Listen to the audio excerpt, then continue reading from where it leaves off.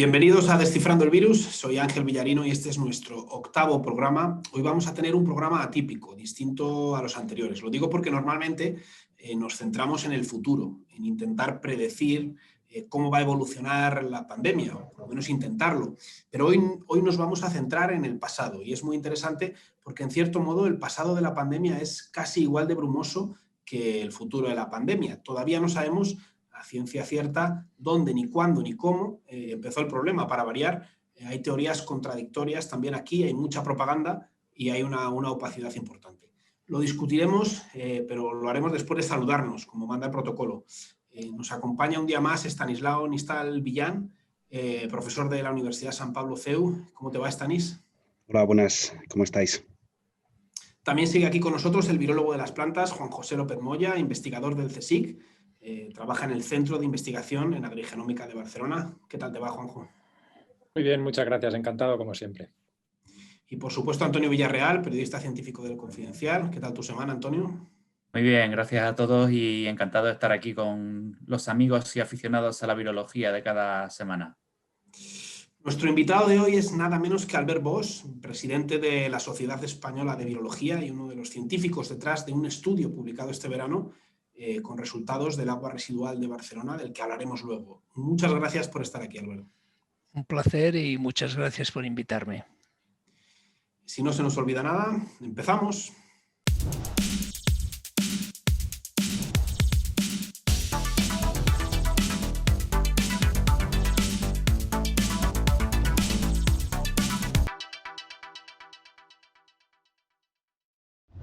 Si os parece bien a todos, vamos a entrar hoy directamente al tema. En el Confidencial hemos escrito bastante sobre hipótesis que sitúan brotes, posibles brotes del coronavirus antes de las fechas, digamos, las fechas oficiales, antes de principios de este año. En las últimas semanas, además, el gobierno chino está aireando en sus medios oficiales, en Global Times, por ejemplo, en China Daily, la hipótesis de que el virus no habría empezado en Wuhan. Dicen que podría haber llegado en cajas de pescado congelado hasta los mercados chinos y estas cajas de pescado congelado podrían haber venido incluso de Europa.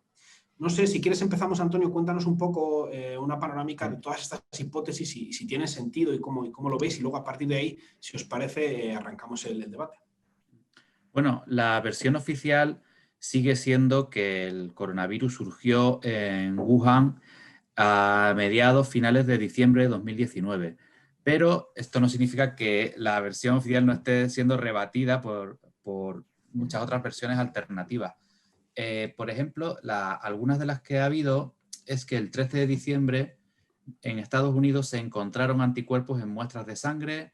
El 27 de noviembre en Brasil al parecer se encontraron fragmentos del SARS-CoV-2 en aguas residuales también, en un experimento parecido al que hicieron nuestro protagonista y sus compañeros en Barcelona.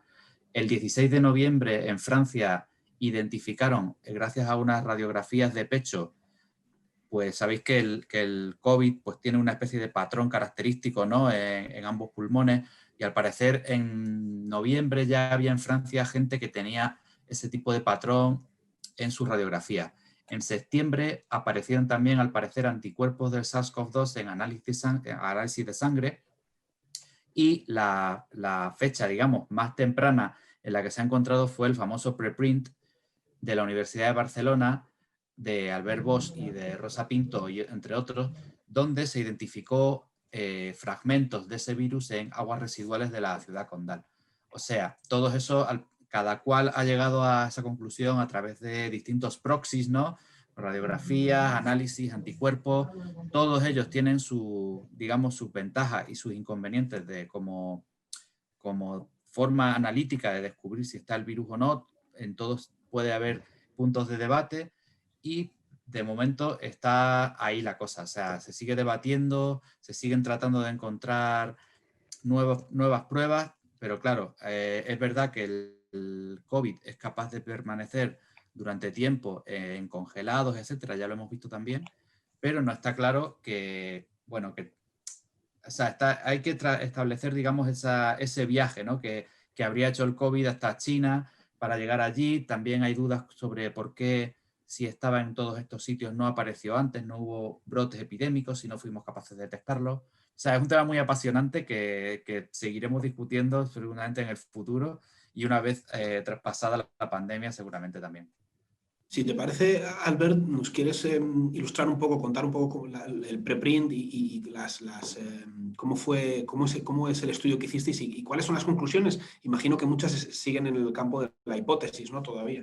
Sí, bueno, es un tema del cual, si os fijáis, he estado callado intentando no hablar más, porque realmente hubo una respuesta bastante agresiva en muchos sitios y que honradamente llegó pues a molestarnos, ¿no? Es decir, bueno, no vale la pena discutir más cuando hay esta animaversión y, en fin, o sea, de hecho lo tenemos congelado todo, congelado en todos los sentidos. La verdad es que estamos tan ocupados en el día a día, porque la verdad es que, en fin, estamos coordinando un proyecto de vigilancia en aguas residuales a nivel nacional, auspiciado por el Ministerio, lo que antes era Medio Ambiente, que ahora es Ministerio de Transición Ecológica y Retos Demográficos, y Ministerio de Sanidad. Interesante, luego podemos hablar también un poquito con de eso. Digamos, cubriendo toda la península y Canarias y Baleares, o sea, toda España. Además, estamos también involucrados en algo parecido a nivel de Cataluña, cubriendo muchas... esto lo hacemos a nivel de las distintas plantas depuradoras en las entradas y también por la misma historia. O sea, en este caso, pues la Agencia Catalana del Agua, con 2 laboratorios más. La iniciativa del Ministerio, hay 4 laboratorios en total, el nuestro y 3 más. Y también a nivel europeo. Es decir, estamos dedicándonos a esto y también controlamos a nivel de autobuses, metros, con lo cual, honradamente, no hemos tenido tiempo para meternos de lleno en esta famosa muestra. Entonces, os lo cuento porque no tengo nada que ocultar, pero sí el decir por qué no me gusta hablar de ello. Yo concretamente llevo más de 40 años buscando virus en aguas y en aguas residuales. Bueno, en fin, para deciros que contribuí a la erradicación de polio en la vigilancia ambiental de la circulación de polio. O sea, para que veáis, estoy hablando del Paleolítico inferior, ¿no? Y a partir de entonces, pues hemos ido trabajando con distintos virus que podían en un momento dado pues importar que circularan o no. Y el penúltimo, si el último es SARS-CoV-2, el penúltimo fueron los enterovirus que en el año 2016 causaron aquí en la provincia de Barcelona y en Tarragona unos casos de problemas neurológicos importantes en la población infantil, más de 100 casos. Recordaréis que hubo algunas defunciones y algunas parálisis flácidas, algunas romboencefalitis y que debajo pues había un enterovirus, el A71. Y para lo mismo, para anticiparnos a la posible circulación de este virus, pues hemos estado, digamos, muestreando periódicamente aguas residuales para pues, dilucidar la presencia de este virus o no. Bien, o sea que por lo tanto, eso en el contexto de que teníamos muestras que no eran para buscar SARS-CoV-2, pero que eran para buscar, en este caso, enterovirus. Bien, a raíz de la pandemia, pues, y a raíz de que compañeros holandeses, que por cierto vinieron a nuestro laboratorio, uno de ellos, la primera persona que detectó el SARS-CoV-2 en aguas residuales holandesas, Hertjan Medema, vino incluso un tiempo en nuestro laboratorio a aprender técnicas hace también mucho tiempo.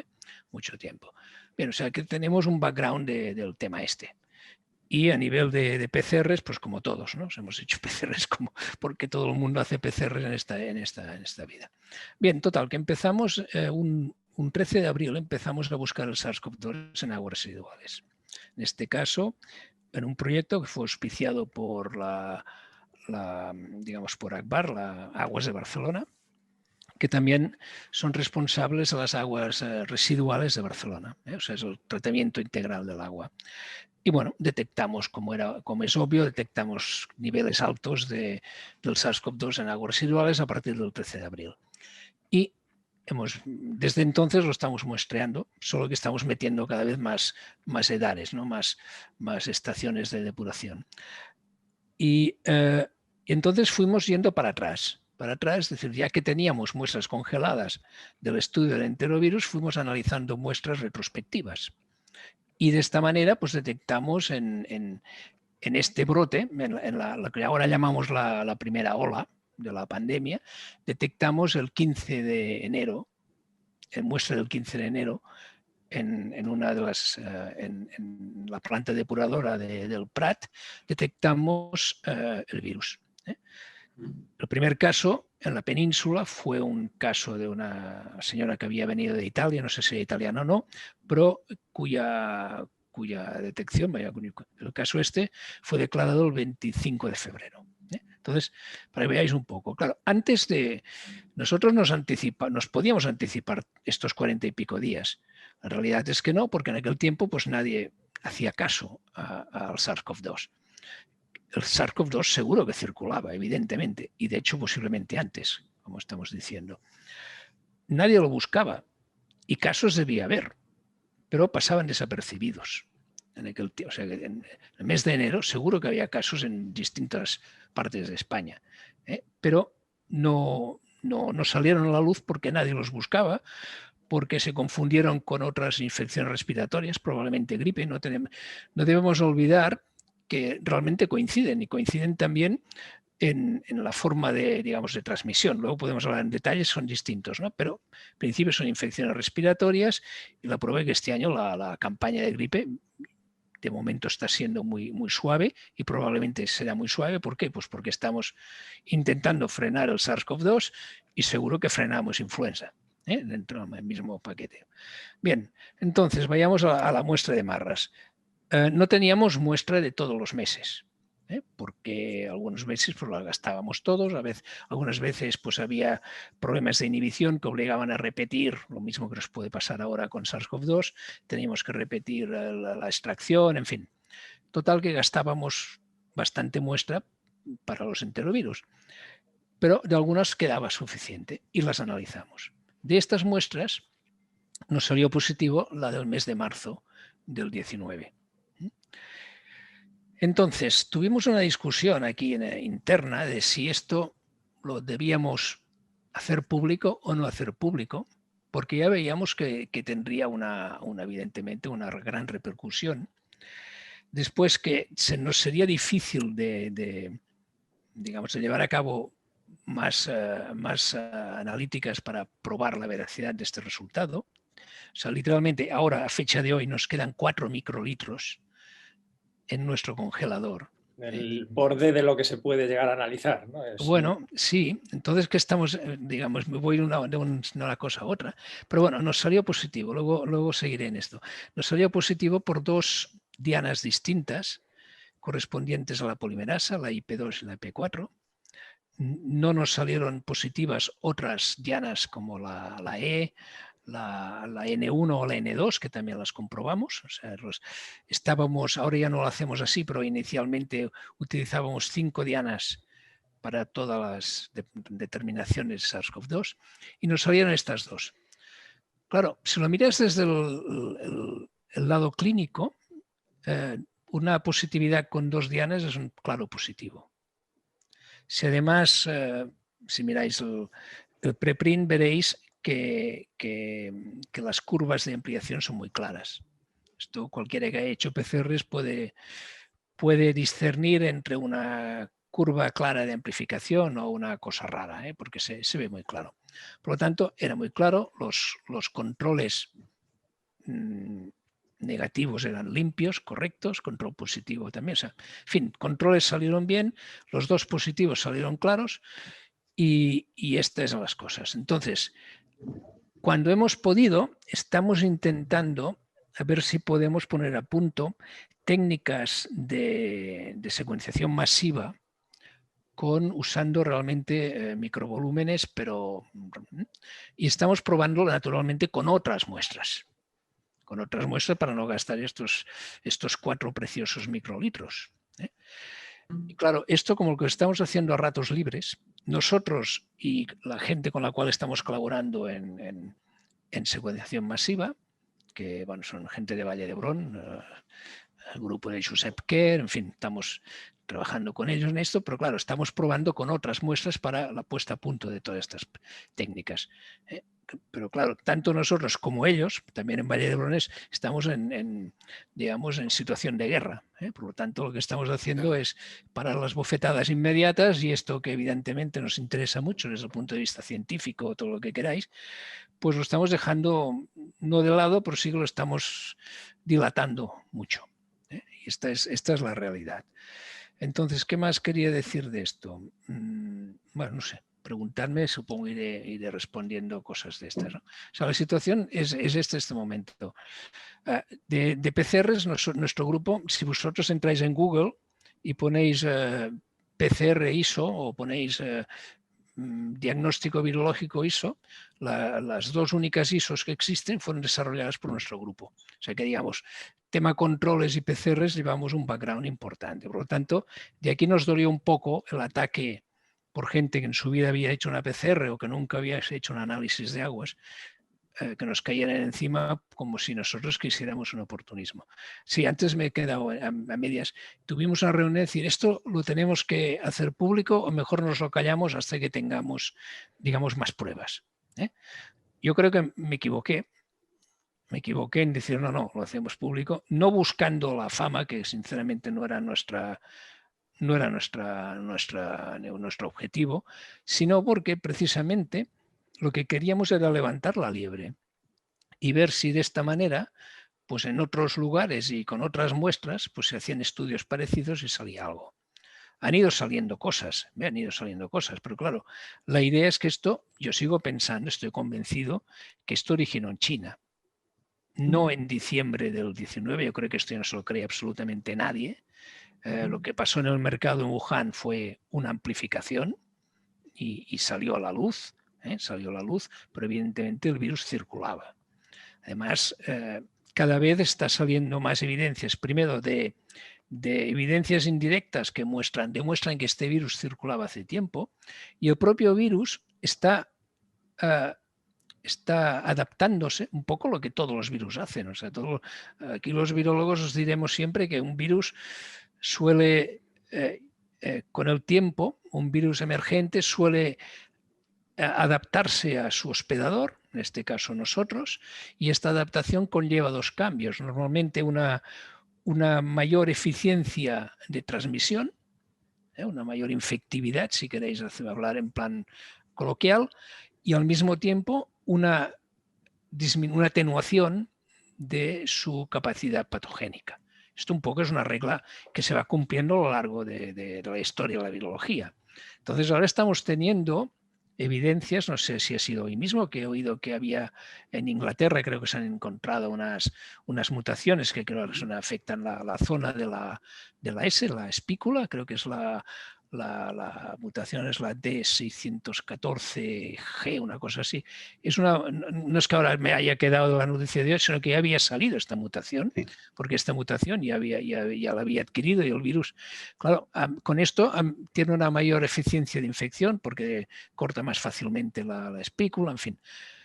Y al mismo tiempo es un poco más atenuado. Y esto se va cumpliendo siempre. Claro, fijaros que de buenas a primeras nosotros nos hemos encontrado con un virus que teóricamente apareció en diciembre del 19 y que fue capaz en 3 meses en infectar la mayor parte del mundo casi. De ser un problema en gran parte del mundo. Hemisferio norte, hemisferio sur y en todas, digamos, por lo tanto, una eficiencia de transmisión increíble. Increíble, es un virus con algunas propiedades que no he visto en mi vida. Puede ser un ignorante absoluto, pero ya llevo años y un virus con un politropismo tan, digamos, multiorgánico como tiene este virus es difícil de encontrar con esta... En fin, o sea que es un virus que no me parece a mí un virus recién llegado. Llegado. Y el por qué este virus no había sido descrito. Bueno, probablemente este virus no era tan eficiente como es ahora. Probablemente estaba, digamos, tapado o enmascarado por otras infecciones como gripe, siempre pienso en gripe, y por lo tanto hay muchas gripes que no llegan a ser diagnosticadas.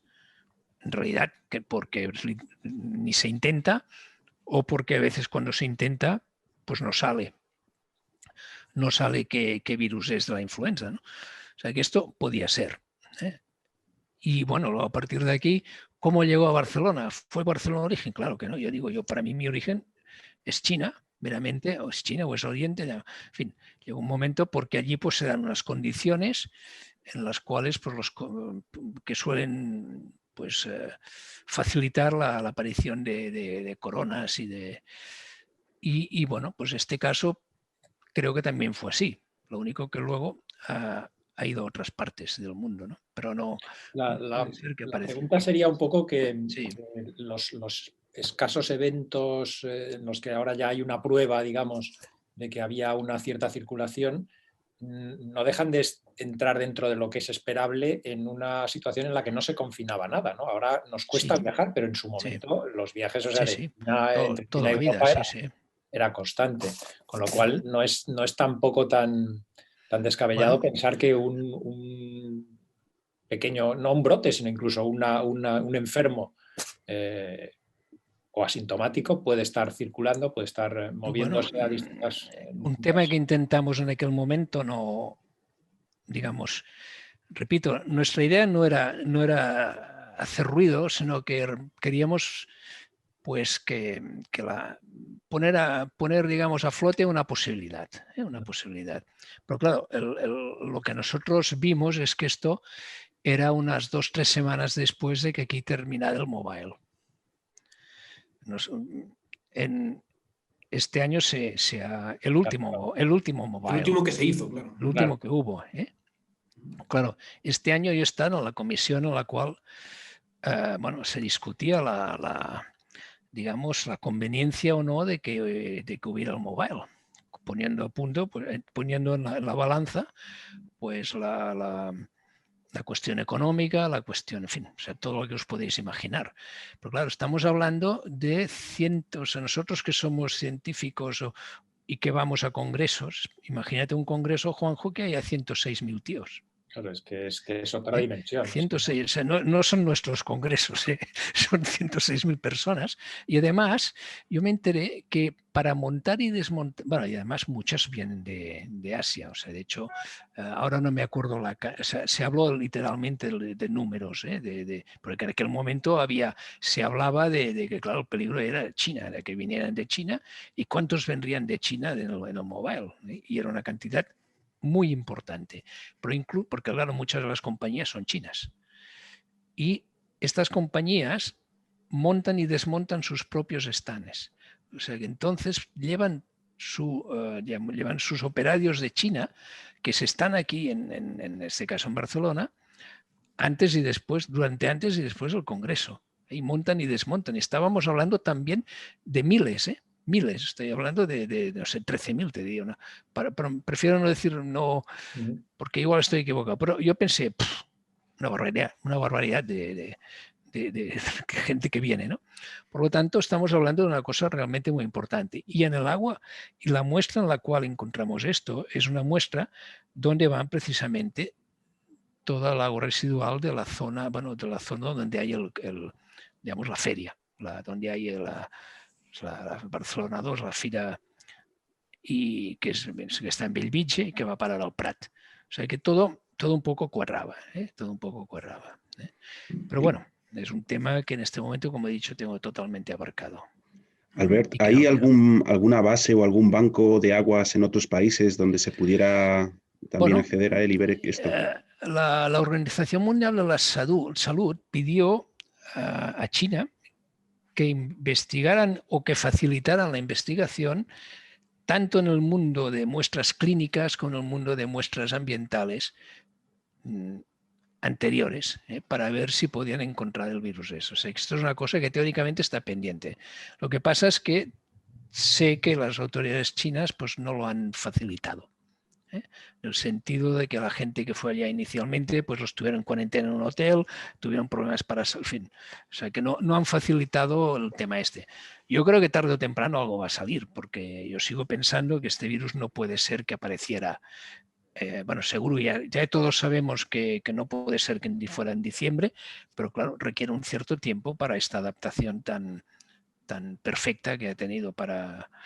En una nueva especie. O sea, ya dejemos estar ahora el tema de si el salto fue directo o no directo del murciélago a nosotros. Pero bueno, en cualquier caso, nosotros somos una nueva especie y este virus tiene que llevar un tiempo con nosotros para haber alcanzado este perfecto equilibrio con nosotros. Además, otra de las cosas que además tal vez sí que soy demasiado dogmático en algunas cosas. Esto con la edad empieza a ser demasiado dogmático, lo reconozco. Pero claro, siempre una proporción tan elevada de casos asintomáticos que fácilmente podemos creer que es un 60% de casos asintomáticos, tampoco es típico de un virus recién llegado. O sea, un virus recién llegado normalmente nos fríe. O sea, es poco eficiente. Mira, siempre pongo el ejemplo de la gripe aviar. El gripe aviar tiene un 60% de mortalidad. Pero no hay una transmisión eficiente de humano a humano. Siempre lo adquirimos a partir de las aves, en fin. O sea, tiene una difícil transmisión, pero cuando nos infecta nos fulmina, ¿no? Pues en este caso estamos con un virus que tiene un 60% de casos asintomáticos, con lo cual también está demasiado bien adaptado a nosotros para ser un recién llegado. Y de aquí ahora hago la cuña publicitaria. Claro, las aguas residuales nos sirven para detectar tanto la circulación de individuos sintomáticos con los asintomáticos. O si queréis, no diagnosticados o presintomáticos a lo mejor. O sea, que tendrán síntomas que todavía no los tienen. Yo tengo una pregunta, Albert. Sí. La parte que se recoge en aguas residuales es la que ha infectado el intestino. Sí. Y sí. esa parte puede, o sea, digamos, esos virus siguen siendo infectivos, es decir, si se aerosolizan pueden llegar a... Es de aquellas preguntas, Juanjo, que estoy respondiendo continuamente. La respuesta es básicamente no. O sea, en fin, de una cosa me voy a otra, pero es que es un tema fascinante. Yo creo que podríamos explicar un curso de virología entero ahora solo con COVID. Solo con este virus, sí, sí. Que esto pasa poco. Yo me he visto capaz de hacer esto con polio, con HIV, por ejemplo, con gripe, y ahora con este. O sea, no hay tantos para hacer esto. Y en esto, pues bueno, decías, perdón, la pregunta del intestino si podía ser infeccioso. En principio diría que no. Pero ya sabes que en virología siempre hay excepciones. Sí, hay unas... O sea, que en principio no, porque el contenido intestinal inactiva los virus, sobre todo la bilis, inactiva este virus. No olvidemos que es un virus envuelto. Y cubierta y tiene... Y este virus, a pesar de ser envuelto, aguanta más de lo habitual en un virus envuelto. Si lo comparas con, ya no digo sarampión o herpes, que son auténtica mantequilla, pero lo comparas incluso, pues no sé, con gripe. Con gripe es un virus mucho más resistente, a pesar de todo. Ahora, nada con mis virus hasta ahora, que los tengo abandonados casi, como puede ser hepatitis A o norovirus, que son auténticos acorazados. Pero claro, esto es otra cosa. Entonces, el virus que se excreta en este caso es un virus mayormente ya inactivado. Pero pues hay un Emerging Infectious Diseases en el cual, pues a partir de un individuo que murió, tomaron 4 muestras y a partir de estas muestras infectaron veros E6 y pudieron en el sobrenadante recuperar el virus. Y además lo fotografiaron en micrografía electrónica, muy espectacular. O sea que hay casos en los cuales sí que salen. Pero Drosten, que es el Fernando Simón de Merkel, pues dice que pues es 1 entre cada 10 millones de los que se excretan. Se excretan muchos, ¿eh? O sea, claro, con lo cual realmente tiene un gran valor como señalizador o como sí, porque se excretan en niveles muy altos y durante 21 días, por ejemplo. 21, o sea, entre 7 y 21 días es el periodo de excreción y estamos hablando de que en un tiempo en el cual la muestra nasofaríngea sale negativa por PCR, todavía tienes una excreción que te sale claramente positiva en PCR. Y en aguas residuales, además lo que hay en las aguas residuales, pues por lo tanto allí, si alguno llega a las aguas residuales infeccioso, pues pierde la infectividad debido a otros vertidos, debido a lo que sea, ¿no? O sea que antes de cualquier tratamiento de agua residual, o sea, lo que entra en la depuradora, y en principio aquello ya está completamente inactivado. Decía, lo interesante es que hay bueno, de hecho en un paper que habéis pasado, hay una vez más prueba de la infección a nivel de intestino. Como Luis Enjuanes un día me dijo que este 14% de reinfección que se describe, sabéis que hay un 14% dijo él, en cualquier caso una importante proporción de individuos que vuelven a positivar, y que han dado un periodo negativo, y claro, es difícil pensar que han vuelto a ser infectados porque, no sé, en principio esto pues no debería ser así digamos, por la respuesta inmune que han generado, que aparentemente es así. Pues puede ser que estos casos de reinfección sean casos de reinfección a partir de las células intestinales. O sea, que digamos, sean un foco de reinfección. Esto es, si queréis, un poco ya más ciencia ficción, no es mío, evidentemente, lo he leído, pero ha sido apuntado, gente como Marion Koopmans, como gente solvente, que ha apuntado que probablemente podía ser uno de los reservorios dentro del cuerpo humano donde el virus pues persiste y luego pues puede reinfectar de un nuevo epitelio respiratorio. No lo sé, pero realmente es una de las cosas que también es fascinante este virus en este sentido. Relacionado con eso, Albert, ¿se secuencia la proteína S, o sea, el gen de la proteína S, o de alguna manera solamente se diagnostica si está o no está? ¿O cuando sale del intestino hay alguna variante que pudiera ser distinta, o la presión evolutiva? Esto es un estudio en el cual estamos empezando.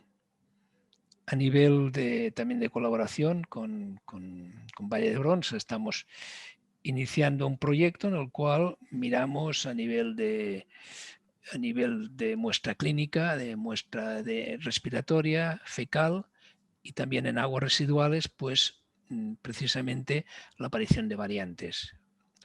No hemos empezado honradamente, estamos como he dicho, preparando técnicas para todo esto, pero claro, estamos, no digo anticipando la aparición de variantes, porque esto sería también poner digamos, el carro delante de los caballos, pero si este virus nos da pruebas de que realmente pues, está mutando, este es otro de los temas de siempre, ¿no? Es un virus RNA, pero que muta menos que un virus RNA habitual, por esta corrección de copia que tiene siendo un virus RNA. Es una cosa especial que tiene. Pues, pero a pesar de ello, este virus nunca ha estado frente a una presión selectiva como va a tener ahora con la vacuna.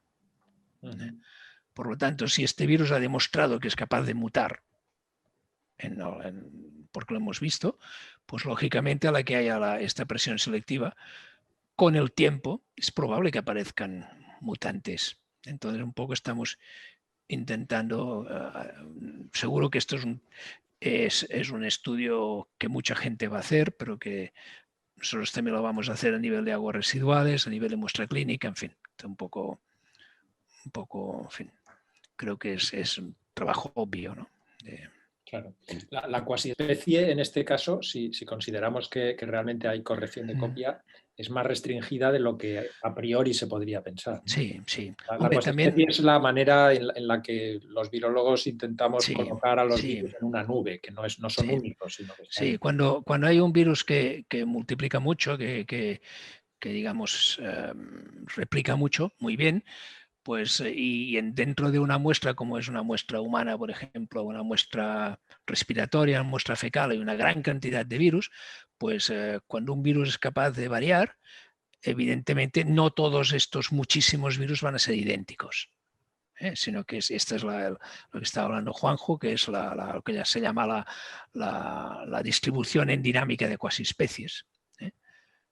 Que nosotros tenemos un amigo común, que es Esteban Domingo, que ha sido uno de los grandes, digamos, adalides en este campo, ¿no? Que tendremos que invitar en algún momento para que nos cuente cosas. Exacto. Sí, pero claro, este virus es un virus enorme en cuanto a genoma. O sea, los virus RNAs que nosotros trabajamos son virus, en nuestro caso, claro, son pequeños, pues estamos hablando de 7 kilobases, incluso no llegan a 7, a veces 10, en fin. Claro, aquí estamos hablando de un virus que tiene 30 kilobases de RNA. Claro, es tan largo esto que si no hay un sistema digamos, de corrección, pues esto tendría muchas posibilidades de irse al traste por mutaciones, digamos, letales. Por lo tanto, de alguna manera tiene que tener un sistema que le permita mantener una cierta fidelidad. Pero esta cierta fidelidad no es una fidelidad estricta tipo DNA. O sea que... Uno de los estudios de los que hablábamos antes, que se publicó, no recuerdo, hace un mes o algo así, llegó a la prensa por lo menos hace un mes, era un paper que apareció en varios sitios y decía, la hipótesis era que en Hubei había habido, en la provincia de Hubei, donde está Wuhan, había habido un número en la estación de gripe anterior, n veces superior, no recuerdo si era 6 veces superior de gripe de lo que había en años anteriores.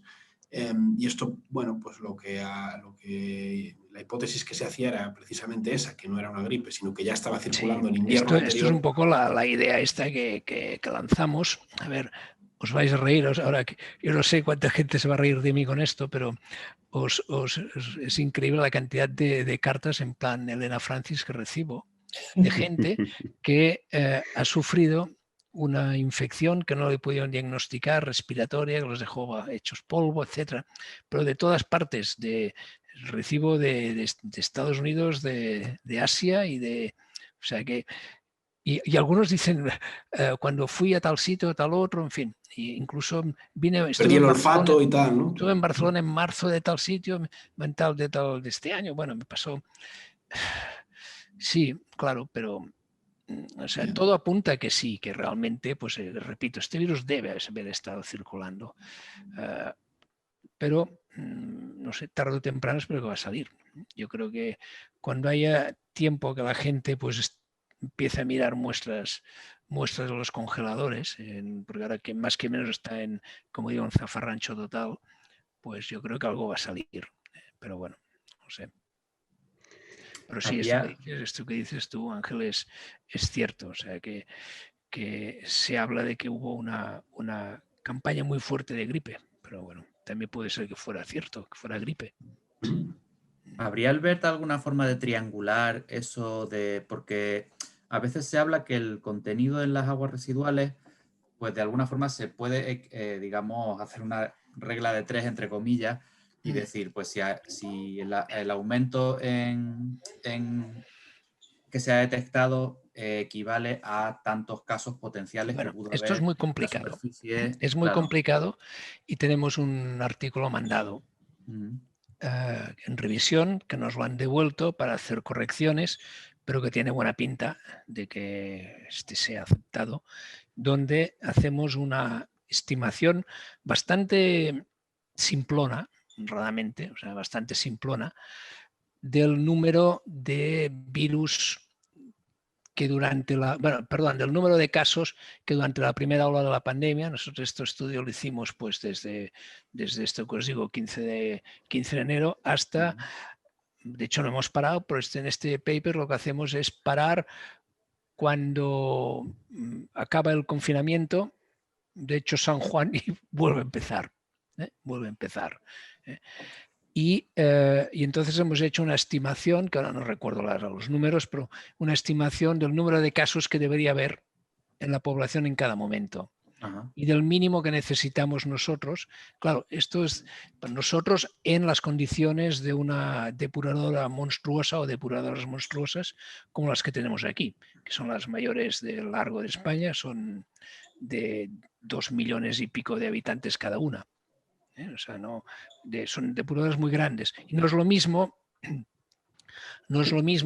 llevar a cabo antes de estar aquí con vosotros, hemos estado con los compañeros con los que estamos haciendo esta prospección a nivel nacional. Claro, no es lo mismo una depuradora de la del Besós, por ejemplo, que es la mayor de España de calle, con 2,7 millones de equivalentes de habitantes, a una depuradora que puede ser pues no sé, de 25.000 o menos, o mucho menos.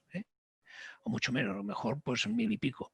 Claro, es muy distinto todo. Por un lado, en esta pequeña en la que hay algunos casos en seguir los pescas, porque también hay un factor de dilución importante. En una depuradora enorme hay muchos litros de agua residual también. Y hay un factor de dilución que puede complicar también la detección. Pero bueno, o sea, hemos hecho estos números y espero pues, que pronto puedo decir que hayan sido publicados, ¿no? O sea, ¿el artículo del preprint de Marras lo intentasteis o lo enviasteis a una revista o en qué estado está ahora mismo? No, finalmente lo aguantamos, lo hemos aguantado, porque es que fue tan duro que en fin, evidentemente si sale algo lo pienso enviar donde sea, ¿no? Pero hemos preferido un poco bajar el sufle. Ya habéis visto que hemos intentado que no queremos volver a levantar toda esta historia porque parece que busquemos notoriedad cuando no es así, ¿no? Cuando no es así. Albert, una pregunta. ¿Durante cuánto tiempo, por ejemplo, podría permanecer un virus o residuos de RNA o de DNA en las aguas residuales? En el caso del coronavirus lo estabas comentando, pero por ejemplo, a lo mejor infecciones por adenovirus o por otros virus se puedan detectar durante más tiempo. Aquí es un tema que hemos hecho mucha cosa en el pasado, en este caso, que es el tema de la supervivencia de virus en el ambiente.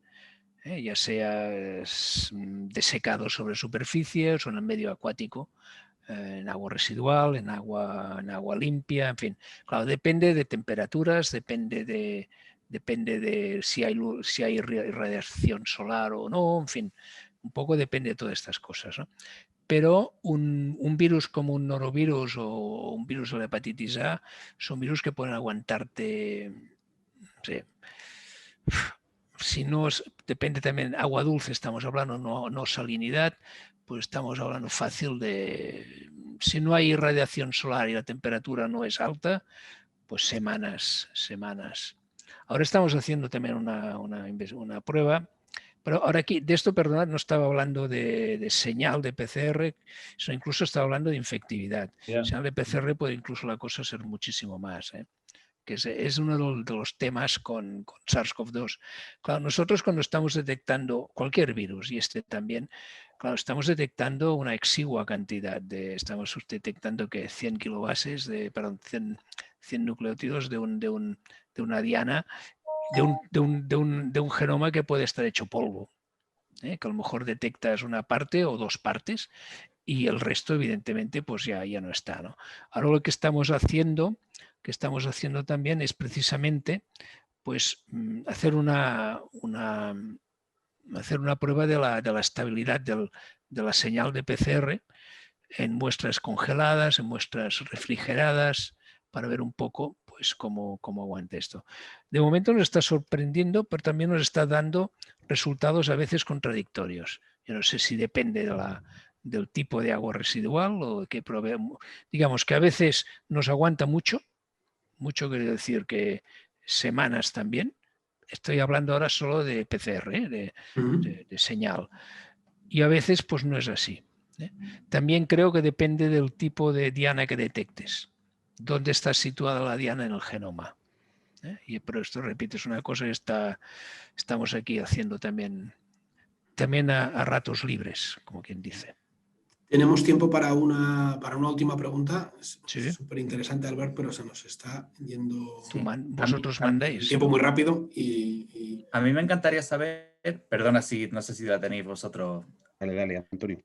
No, me gustaría saber si estáis avanzando hacia una especie de consenso sobre las dianas que hay que perseguir en esta epidemiología de aguas residuales, porque había leído también el trabajo de otros grupos internacionales. Algunos buscan, como tú comentabas, el target, el GNN1, el E, el N2, IP2. No sé si estáis avanzando hacia un consenso sobre exactamente cuáles hay que identificar, sí, para también poder comparar, ¿no? Sí. Cuándo ha aparecido. Espero decirte que sí. No, la verdad es que estamos discutiendo muchísimo estas cosas, muchísimo. Yo creo que hemos aprendido, creo que sabíamos bastante y hemos tenido que aprender, lógicamente, que aprender mucho más. En cuanto a dianas, y en esto Rosa Pintó, que lo habéis mencionado antes, es un auténtico fenómeno en cosas de estas, de biología molecular, de diseño de pruebas diagnósticas por PCR, en fin, increíble. Y hemos estado realmente valorando, en este paper que hemos enviado también hay una comparativa, valorando qué dianas creemos que son las mejores, que no necesariamente es la que siempre te da el valor más alto, o el valor más bajo de CTs más alto de copias genómicas, sino que no es lo mismo, y os avanzo un poco la película, no es lo mismo detectar una diana que esté situada en el RNA genómico y también en subgenómicos, que una diana que esté solo en el genoma. La única que está solo en el genoma son las dianas que corresponden a la RNA polimerasa RNA dependiente, IP2 y IP4, por ejemplo. Hay otras de la polimerasa que no han ido tan bien, pero estas dos van muy bien. Y luego tenemos, yendo ya al extremo 3', tenemos la E, la diana E, que la diana E a partir de julio ha estado dando problemas por una mutación que precisamente afecta la diana, la región, y luego la N1, la N2, la N3 corresponden a la nucleoproteína, que están ya casi tocando el extremo 3'. Entonces, la más sensible sería la N1. N2 y N3 a mí no me gustan por reproducibilidad. Luego la E tiene este problema, que he dicho, esta variación que ha habido, que estoy seguro que la gente de Charité en Berlín lo van a subsanar rápidamente, pues son gente magnífica. Y luego hay la polimerasa de Pasteur, que también va muy bien, ¿no? Entonces, nosotros estamos precisamente consensuando con los otros grupos el usar las mismas dianas, al menos a nivel nuestro. Lo que hagan fuera, pues ya no te puedo decir nada. Pero claro, es que no acaba aquí esto. Aquí no acaba, digamos, tienes por un lado las dianas. En el proyecto que se llama, el estudio que se llama BATAR, que es vigilancia avanzada, BATAR, vigilancia, la R final es aguas residuales, sí, temprana, sí. Vigilancia, aguas residuales, no, vigilancia, alerta temprana, aguas residuales, BATAR. Es que tengo que pensar en Avatar y sacarle la inicial para acordarme siempre. Bueno, pues el proyecto BATAR hemos consensuado el uso de la diana IP4 y la N1.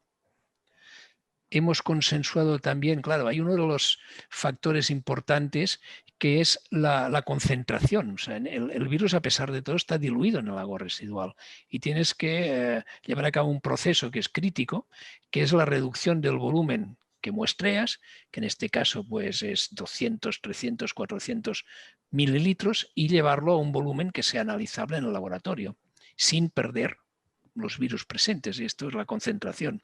Esto lo hemos hecho toda la vida y hemos ido cambiando según...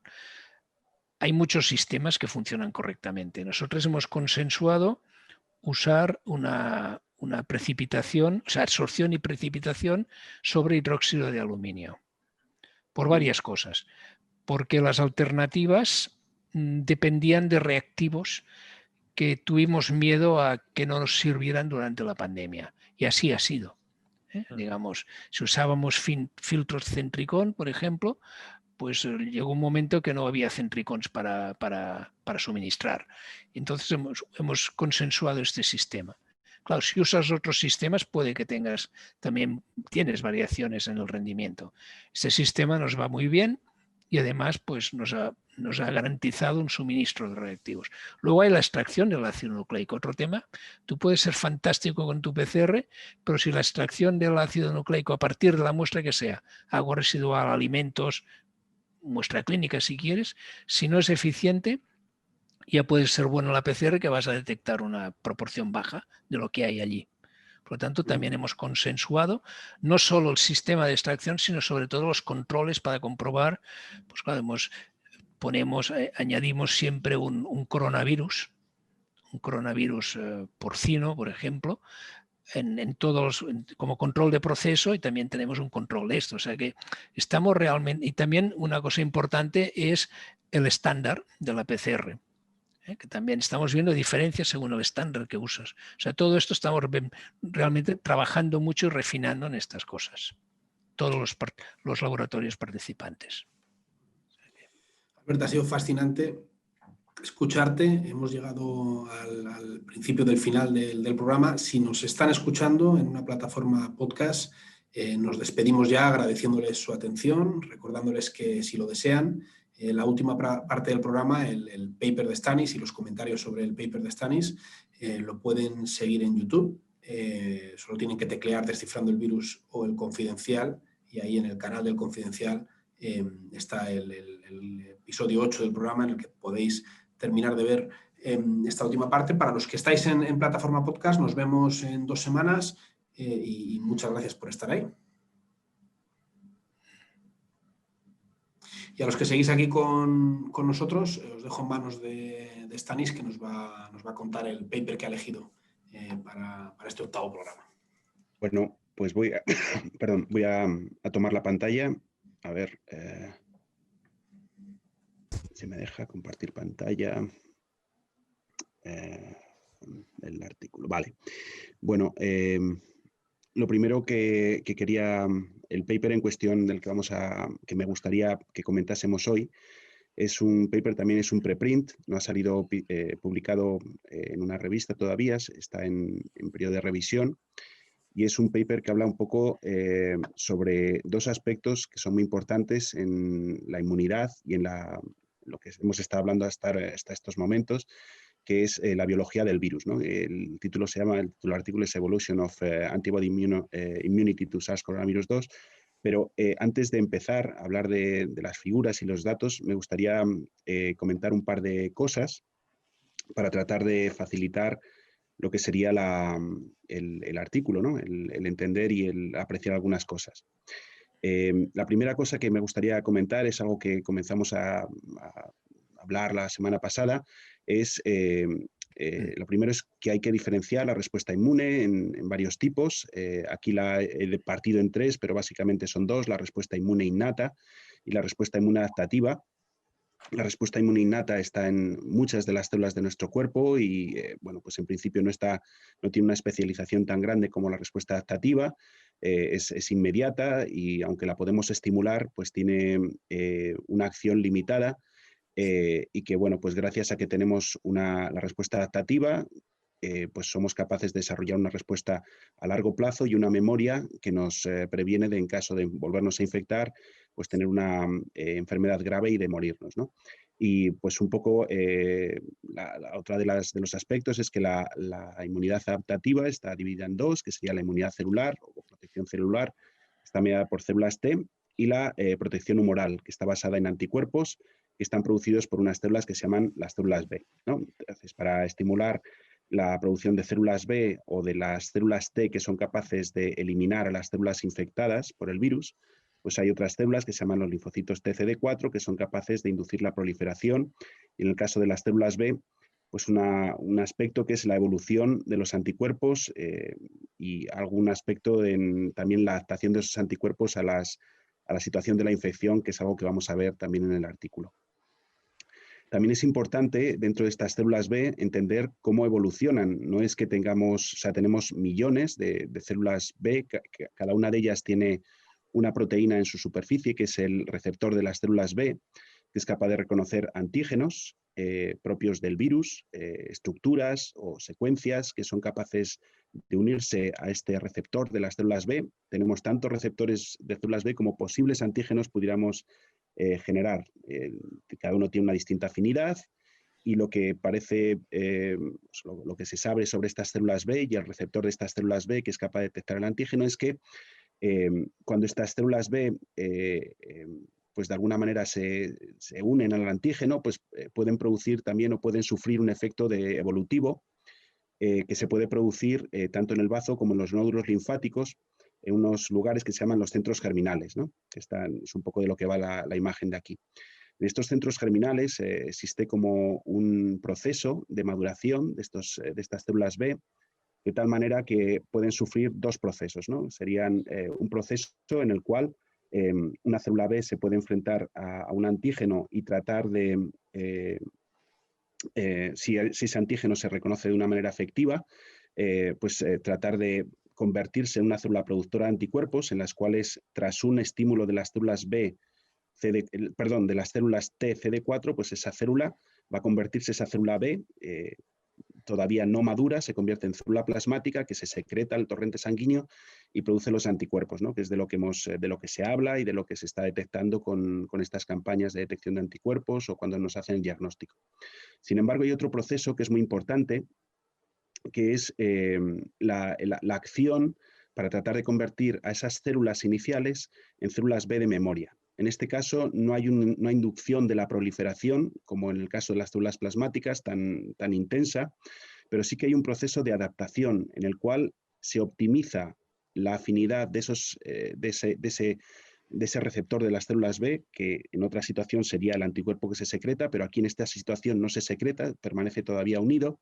Pues bueno, pues hay una mejora, unas mutaciones en estas células B que mejoran la afinidad y, bueno, pues esas células B de memoria son las que de alguna manera permanecerían latentes y pues cada cierto tiempo se dividirían y son las que permanecerían en nuestro cuerpo como memoria para futuras infecciones en el caso de volverse a enfrentar al antígeno frente al cual han sido preparadas, ¿no? El cómo ocurre eso es un proceso muy complicado, viene asociado a dos procesos de recombinación genética que se llaman BDJ recombination y class switch recombination, pero básicamente es un proceso de adaptación de esos receptores o de los anticuerpos que puedan producir esas células B, pequeñas mutaciones que hacen que esas células que inicialmente eran capaces de reconocer un antígeno, mejoran esa unión, mejoran la afinidad y mejoran la eficiencia de cara al futuro o en caso de seguir expuestos al antígeno, mejoran la habilidad de unirse a ese antígeno y en caso de ser un virus, pues de neutralizar, ¿no? Esa era un poco la introducción a lo que quería comentaros. En este sentido, en el grupo de Michelle Nussens-White, lo que ha tratado de hacer, me voy a ir hacia las figuras ahora abajo, es lo primero que presentan en la figura 1 es un estudio sobre cómo evoluciona en una persona, o sea, tienen un grupo de 87 pacientes que han pasado el COVID y en los cuales hacen un estudio de la serología de los anticuerpos que tienen en sangre al cabo de 1,3 meses y de 6,2 meses, ¿no? Y de alguna manera comparan pues, si tienen la misma cantidad de anticuerpos de un tipo que se llama inmunoglobulina G o de inmunoglobulina M o de inmunoglobulina A, frente a, en este caso, una zona de la proteína S, que es la que está encargada de unirse al receptor, al AC2, y lo que ven es que, bueno, pues en principio hay, en el caso de las inmunoglobulinas M y las inmunoglobulinas G, pues hay una ligera bajada, ¿no? Algo que ya hemos comentado en otros momentos, los anticuerpos en sangre, lo que es el anticuerpo, la proteína soluble, que se une el anticuerpo soluble que se une a la proteína del virus, pues en cantidad y probablemente en habilidad puede bajar en el tiempo. Una de las cosas más interesantes que ven y que, bueno, validan de distinta manera es que hay uno de los posibles anticuerpos que producimos, que es la inmunoglobulina A. En este caso, esta inmunoglobulina A no baja, ¿no? Entonces, se quedan ahí un poco, pues, ¿qué es lo que está pasando aquí? Y comienzan a hacer una serie de estudios entre los cuales tratan de ver no en este caso los anticuerpos, sino las células B de distintos pacientes, si son capaces de mantenerse en el tiempo.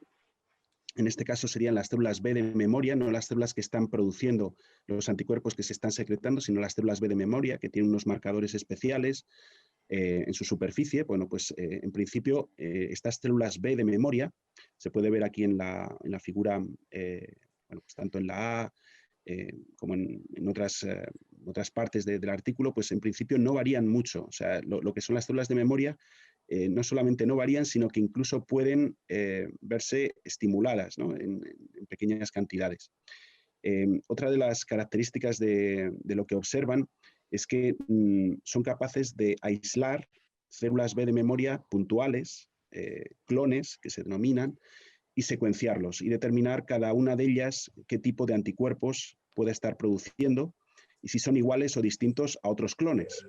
Y de esa manera pues pueden ver un poco la variedad, si hay clones muy numerosos o hay células que no han proliferado o células que están proliferando un poquito, células que están al mismo tiempo al inicio del estudio que al final del estudio, o si en cambio hay células que aparecen a lo largo del estudio. Bueno, pues eso es un poco lo que está recogido aquí en la figura 2D, en la cual se observa que al principio lo que tenéis aquí son distintos pacientes en los cuales se han analizado distintos clones de células B y lo que ven es que hay, en el caso de los 1,3 meses, pues hay muchos clones que están altamente amplificados en comparación con el tiempo tardío. Sin embargo, lo que son la cantidad de células no se ve altamente modificada, ¿no?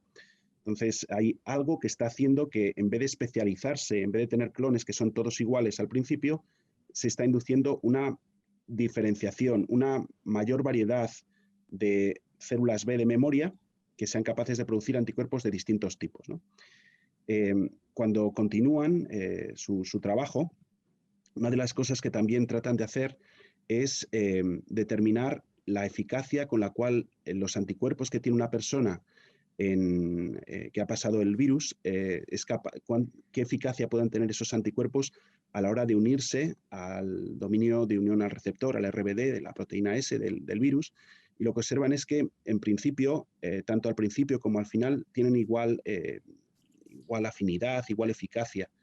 Sin embargo, una de las cosas que observan es que bueno, pues construyen una proteína o proteína recombinante, el RBD, al cual le han introducido mutaciones que están circulando, que se han descrito y que afectan al dominio de unión al receptor, ¿no? Y que están aquí, pues estos distintos números representan estas distintas mutaciones. Algunas de estas mutaciones están descritas como capaces de evadir el efecto neutralizante de algunos anticuerpos. Y eso es un poco lo que observan en la figura D. Y lo que consiguen ver también es que aquellas personas que tienen esta gran variedad de clones de células B al cabo de los 6,2 meses, bueno, pues en algunas de ellas hay clones de células B que son capaces de neutralizar estos mutantes que antes no eran capaces de neutralizar cuando un paciente le tomaban el suero al mes y medio, ¿no? O al 1,3 meses. De alguna manera ha habido una evolución para adaptarse a tener una mayor capacidad de neutralizar cosas que todavía el paciente no ha visto, por el hecho de haber estado, de haber tomado el suero y las células B después de todos esos días, ¿no? Entonces, un poco la pregunta es, ¿qué está pasando aquí? ¿Por qué este paciente o estas células de este paciente se están comportando distinto? ¿Qué es lo que está pasando, ¿no? Relacionado con esta figura anterior, en la figura 4, una de las cosas que observan es nuevamente, tienen estos dos mutantes del RBD, del dominio de unión al receptor, que están aquí representados con estas letras, ¿vale? Bueno, pues una de las cosas que hacen es también un ensayo de neutralización, en el cual usan partículas pseudovirales capaces de ser neutralizadas por el virus y perder su capacidad luego de infectar y de visualizar un gen reportero que llevan dentro, ¿no? Entonces, lo que ven también es algo muy parecido a lo de los anticuerpos. Los pacientes, después de estos 6,2 meses, tienen anticuerpos neutralizantes que antes no tenían y que se han desarrollado durante este tiempo. ¿Cómo puede ser eso? Bueno, pues una de las cosas que proponen en el artículo es que a pesar de que estos pacientes no tienen una PCR negativa cuando toman la muestra nasal o nasofaringea, sí que bueno, pues, van al tema de lo que hemos estado comentando anteriormente, ¿no? Regresan un poco a dónde está el fenotipo de la enfermedad inicial cuando un paciente tiene COVID. Y bueno, pues una de las síntomas es la diarrea, ¿no? que hemos estado comentando anteriormente. Y una de las cosas que hacen, la hipótesis de la que parten, es que sería posible que un paciente que ha pasado la enfermedad y que ha pasado, en principio, la época en la que está produciendo virus en la parte respiratoria, ¿sería posible que tuviese virus en su sistema gastrointestinal, en las células, por ejemplo, del duodeno o del ileum? Y lo que consiguen es una serie de pacientes, de 14 pacientes, a los cuales les pueden hacer una colonoscopia y les consiguen un poquito de muestra de estas partes, del ileum o del duodeno, y son capaces de hacer varias cosas, varias técnicas, ¿no? En esta imagen que tengo aquí no aparece, pero en el suplementario tienen también unos datos sobre PCR. En estos pacientes consiguen hacer PCR de este tejido y observan que de estos 14 pacientes, en bastantes de ellos, tienen PCR positiva frente al virus. Estamos hablando de, pues eso, de prácticamente de 6 meses después de haber pasado la infección, lo que indica que hay material génico que bien ha sobrevivido en estas células, o bien que hay virus o partículas virales que están en estas células que se están tratando de replicar, que no se sabe muy bien si se están secretando infectivas o no, como estábamos comentando anteriormente, pero bueno, pues parten de esa hipótesis, ¿no? y de ese resultado. Y una de las, hacen distintos experimentos, en ellos, por ejemplo, pues esto es una microscopía de las células del intestino, en las cuales pues, se observa, las células epiteliales que están teñidas el núcleo, esto de color verde sería el receptor para el virus, el AC2. Bueno, pues una de las cosas que se observa, si vamos aquí un poco más en detalle, en esta imagen, es aquí lo que han conseguido es, lo que están haciendo es una detección mediante una técnica que se llama inmunofluorescencia, de antígenos del virus, en este caso un antígeno que es la proteína nucleocápsida, ¿vale? La proteína N. Y como podéis ver, en este intestino hay un marcaje específico que aquí no aparece, pero en suplementario también no aparece en los pacientes que no han tenido el COVID y que parece, bueno, pues que está como punteado, ¿vale? Y que podría ser virus. Aquí lo vemos también en esta otra imagen, que podría ser virus, ¿no? Entonces, como método de validación, otra de las técnicas que usan es otra técnica que en principio no está basada en la detección del antígeno mediante anticuerpos, sino que es una técnica basada en microscopía electrónica. Esto es una tomografía, en la cual pues, van al intestino y detectan estas áreas. Esta sería la original, ¿vale? Pues detectan áreas donde hay una acumulación, unas vacuolas con estas formaciones dentro, que aquí tenemos una magnificación más grande, ¿vale? En algunas de ellas esto sería lo que ellos proponen como un virión, en el cual los puntos de color rojo serían bueno, pues indicativos de dónde podrían estar las proyecciones de la proteína Spike.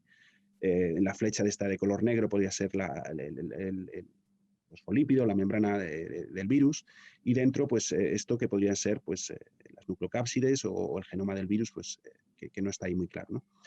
Y bueno, pues un poco lo que comentan era una de las cosas que estaba comentando Albert anteriormente. Bueno, pues en principio aquí no valoran la cantidad de virus que se pueda estar secretando, si el virus que se está secretando es infeccioso, si este virus que tienen aquí, bueno, pues de alguna manera sería el responsable de las reinfecciones o no.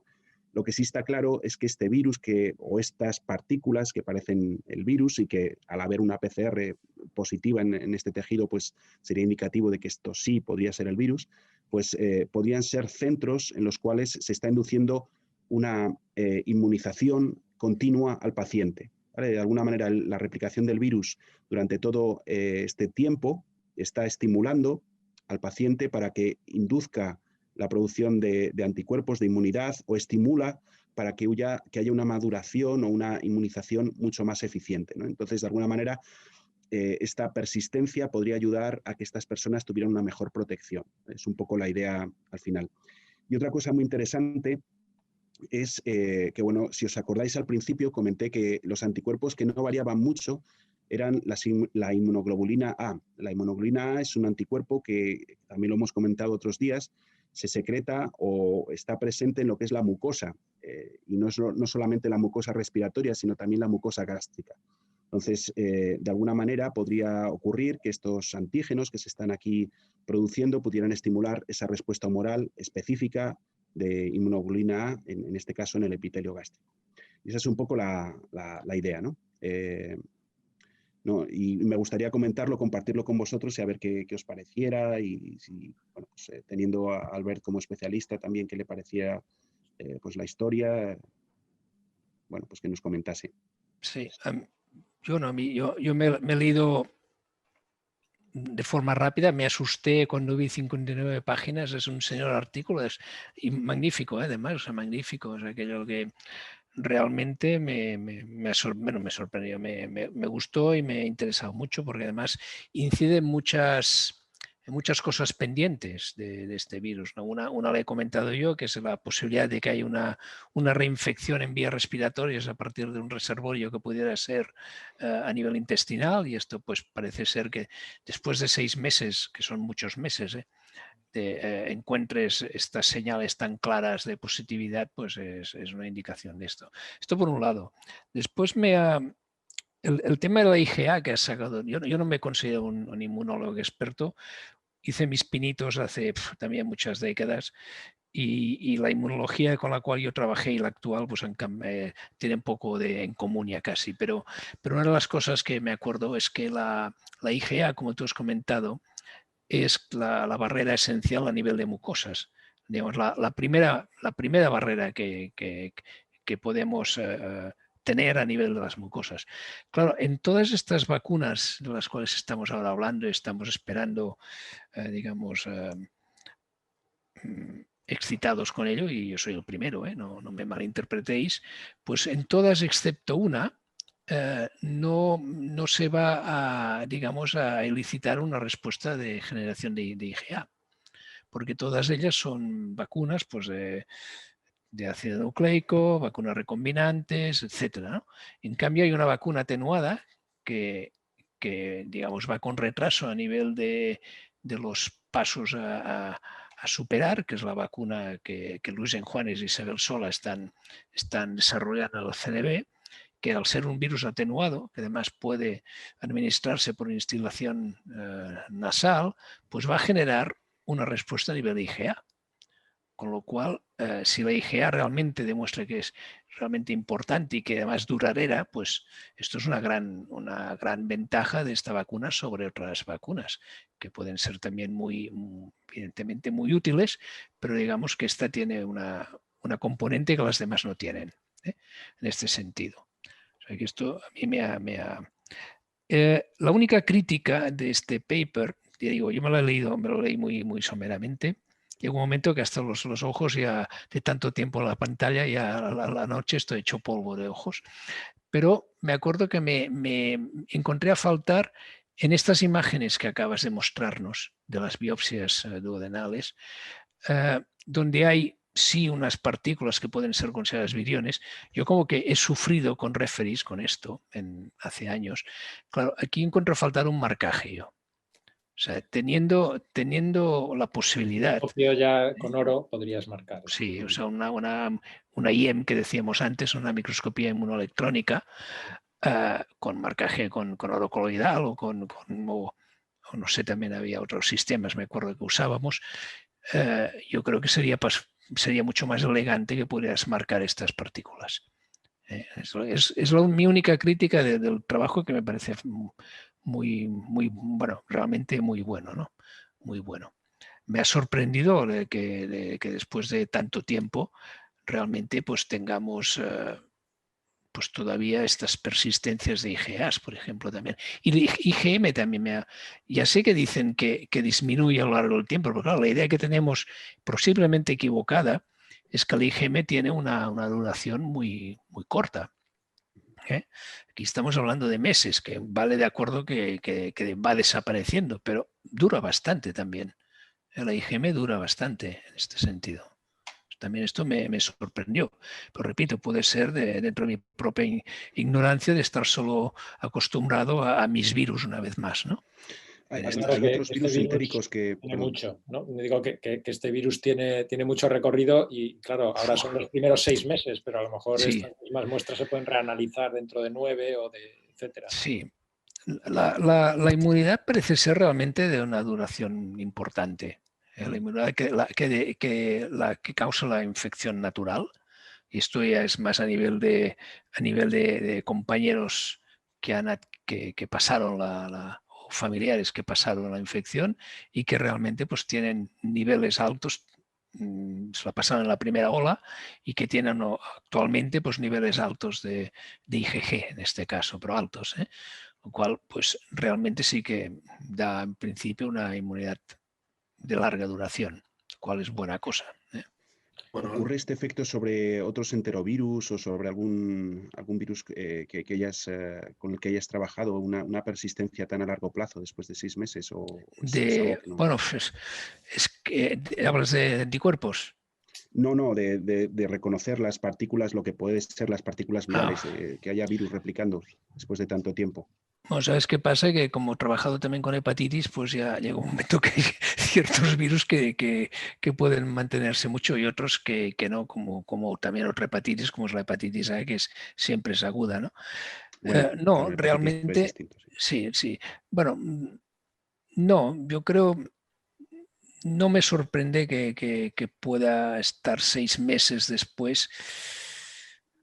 Más que nada porque me lo veía venir por todo esto que ya, o sea, creo que te he comentado que había un estudio del Erasmus de Rotterdam, de que realmente pues ya se indicaba, y creo que también Rosten en Charité, de que se indicaba que las células intestinales, los enterocitos, podían ser un reservorio de la infectividad del virus internamente, ¿no? Ahora, 6 meses, claro, son meses, ¿no? Son meses. Lamento tener que jugar el papel aquí de árbitro, pero nos estamos yendo muy por encima del tiempo y luego como que soy nuevo. Se nos acusa. No, sí, no es culpa tuya en absoluto. Además que ha sido muy interesante el programa de hoy, de verdad lo digo. Bueno, pero ahora ya sí que hemos llegado realmente al final para todos, para los que están en YouTube también. Y bueno, muchas gracias por estar ahí. Muchísimas gracias, Albert, por dedicarnos tu tiempo, que sé que es precioso estos días, más que nunca. Cuídense mucho, protéjanse y sepan que aquí estaremos dentro de 15 días otra vez. Y feliz pandemia a todos. Adiós. Gracias. Adiós a todos. Abrazos a todos.